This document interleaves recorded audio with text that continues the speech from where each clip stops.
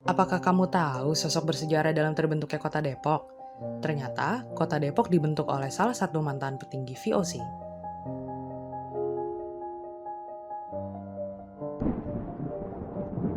Pada tanggal 24 Januari 1675, Cornelius Chastelain yang berusia 17 tahun pergi ke Batavia menggunakan kapal laut kesayangannya yang dinamai Ship's Hearst de Cleve dan tiba pada tanggal 16 Agustus 1675.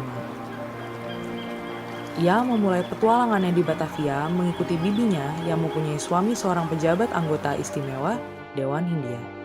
Ik ben hier om zelfstandig te studeren. Wat dacht je ervan om met mij mee te komen werken op de boekhoudafdeling van de VOC? Pada tahun 1691, ia naik jabatan menjadi saudagar VOC. Gefeliciteerd met je promotie Cornelis Chastelain. Tak lama ia menyandang jabatan tersebut, posisi Johannes Campus digantikan oleh Willem van Oudthorn. Willem van Oudthorn wordt voortaan gouverneur, leidt de handelsmarkt in Batavia. Merasa tak cocok dengan sistem pemerintahannya, Chastelain memilih undur diri dari VOC. Chastelain kemudian menjadi seorang wira swastawan dan ia mencurahkan perhatiannya pada sektor pertanian. Ia kemudian membeli lahan partikelir atau lahan yang tak dikuasai Belanda seluas 1.244 hektar. Sebagian besar ada di wilayah Depok, sebagian kecil lainnya ada di kawasan Srengseng dan Lenteng Agung, Jakarta Selatan. Di lahan miliknya, Chastelain memiliki 150 orang budak, namun para pekerja ini tak dianggap sebagai budak oleh Cornelis Chastelain, melainkan keluarga. Ia sangat menentang perbudakan karena perbudakan bertentangan dengan ilmu yang diajarkan di dalam Alkitab. Kemudian, ia mendirikan organisasi pertama untuk jemaat ke-12 marganya yang diberi nama De Eerste Protestantse Organisatie van Christenen, atau yang sekarang dikenal dengan Depok.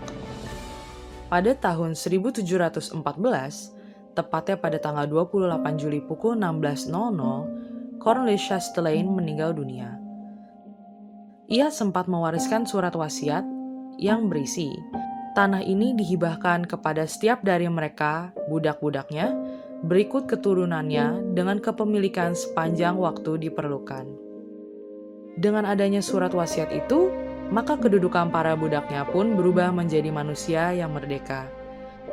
100 tahun semenjak kematian Cornelis Chastelain, Depok kemudian menjadi sebuah daerah otonom satu-satunya di wilayah jajahan Belanda yang dipimpin oleh seorang presiden yang bernama Gerrit Jonathans.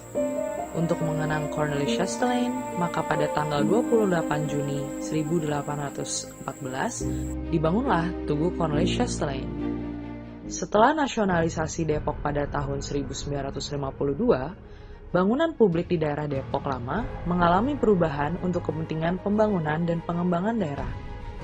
Tugu Cornelis Chastelain juga turut dihancurkan pada masa ini. Sosok Cornelis Chastelain yang dianggap sebagai pahlawan di Depok lenyap dari permukaan seiring dengan hilangnya tugu tersebut. Pada awal tahun 2014, Yayasan Lembaga Cornelis Chastelain atau yang disebut dengan YLCC menginisiasi pembangunan kembali Tugu Cornelis Chastelain. Bertepatan dengan 300 tahun kematian Cornelis Chastelain, pembangunan kembali tugu ini tidak hanya dilakukan untuk mengenang jasa Cornelis Chastelain, tetapi juga untuk sebagai penanda awal pembangunan Depok yang dilakukan oleh masyarakatnya sendiri. Tugu Cornelis Chastelain memiliki peran yang krusial karena sebagai lambang kesenjangan sosial yang mengundang konflik antara warga Depok dan daerah sekitarnya. Tetapi, di satu sisi, tugu ini dibuat untuk mengenang jasa Cornelis Chastelain dan sebagai tanda awal perkembangan kota Depok.